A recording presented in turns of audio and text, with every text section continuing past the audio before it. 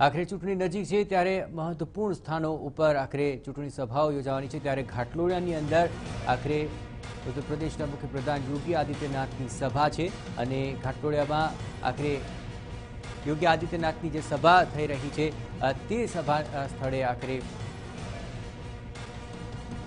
હાલ તો તમામ બાબતોને લઈને બેઠક પર ભાજપ વિજય વિશ્વાસ સંમેલન યોજવા જઈ રહ્યું છે અને આ વિસ્તાર છે તે ગાંધીનગર લોકસભા બેઠકમાં આવી રહ્યો છે કે જ્યાંથી અમિત શાહ આ વખતે ઉમેદવારી કરી રહ્યા છે અને તેને જ લઈને આખરે યુપીના સીએમ યોગી આદિત્યનાથ ઘાટલોડિયા આવવાના છે અને ઘાટલોડિયાની અંદર તેઓ અમિત શાહ માટે આખરે લોકો પાસે મત માંગશે અને સમગ્રતયા જોવા જઈએ તો આ બેઠક આ વખતે ગુજરાતની લોકસભા બેઠકો માટે ખૂબ જ મહત્વપૂર્ણ બની રહેશે કારણ કે ખુદ ભાજપના અધ્યક્ષ આ બેઠક ઉપરથી લડવા જઈ રહ્યા છે જેના પ્રચાર અર્થે યોગી આદિત્યનાથ આવતીકાલે ઘાટલોડિયા આવશે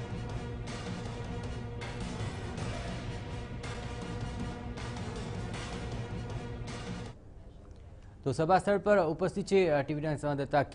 કિંજલ આખરે યોગી આદિત્યનાથ આ સભા માટે આવી રહ્યા છે ખૂબ જ મહત્વપૂર્ણ બની રહેશે આ સભા કારણ કે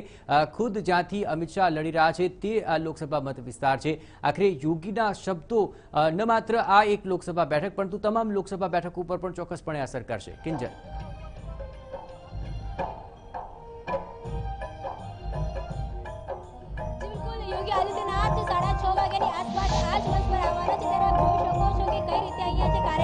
पदाधिकारीओ छे होद्देदारो छे तेना आगमननी शरूआत થઈ ચૂકી છે અહીંયા કેટલા પદાધિકારીઓ છે જેની સાથે પણ આપણે વાત કરવાનો પ્રયત્ન કરીએ બાપુ જે રીતે યોગી આદિત્યનાથ આવી રહ્યા છે અમિત શાહની જાહેરાત બાદ પહેલી આ સભા થવા જઈ રહી છે શું કહેશો ચોક્કસપણે ગાંધીનગર લોકસભા સીટ ઉપરથી રાષ્ટ્રીય અધ્યક્ષ માનનીય અમિતભાઈ શાહની જ્યારે ઘોષણા કરવામાં આવી ત્યારે કાર્યકર્તાઓમાં એક અનેરો ઉત્સાહ આનંદ સમગ્ર ગુજરાતના કાર્યકર્તાઓમાં રહેલો છે આજે જે પ્રકારે ભારતીય જનતા પાર્ટીએ 26 લોકસભા સીટોમાં સંમેલનો હાથ ધર્યા હતા એમાંનું એક સંમેલન આજે યોજાઈ રહ્યું છે અને આ સંમેલન જાહેર સભા સ્વરૂપે થઈ રહ્યું છે જેમાં કાર્યકર્તા શુભેચ્છકો અને લોકો આવવાના છે ઉત્તર પ્રદેશના મુખ્યમંત્રી માનનીય યોગીજીનો પણ પ્રવાસ આજે રહ્યો છે અને આ સભાને એવું સંબોધન કરવાના છે જે પ્રકારે સમગ્ર દેશમાં ભારતીય જનતા પાર્ટીએ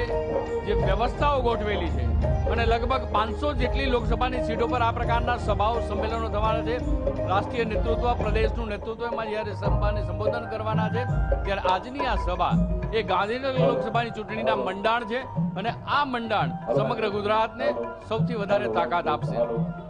વાત કરવા માટે આપને સીધા દ્રશ્ય બતાવવાનો પ્રયત્ન કરી કે કઈ રીતે કાર્યકર્તાઓના પણ આગમનની શરૂઆત થઈ ચૂકી છે ખાસ કરીને જો વાત કરવામાં આવે ગાંધીનગરની અંદર તો ગાંધીનગર લોકસભાની અંદર 7 વિધાનસભા આવે છે આપ જોઈ શકો છો કે કઈ રીતે જે મહિલા કાર્યકર્તાઓ છે પદાધિકારીઓ છે હોદ્દેદારો છે તમામ લોકો અહીં આવી રહ્યા છે અને જો વાત કરવામાં આવે પ્રભાત ચોક તો પ્રભાત ચોક એ પાટીદારનો ગઢ પણ માનવામાં આવે છે તેની સાથે જ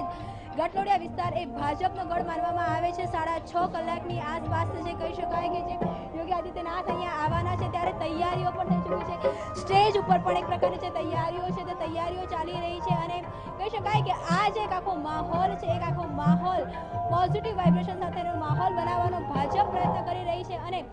આ ઘાટલોડિયામાં ભલે કાર્યક્રમ થતો હોય પરંતુ ગાંધીનગર લોકસભા સીટ પર થવા જઈ રહેલો પહેલો કાર્યક્રમ ક્યાંક ને ક્યાંક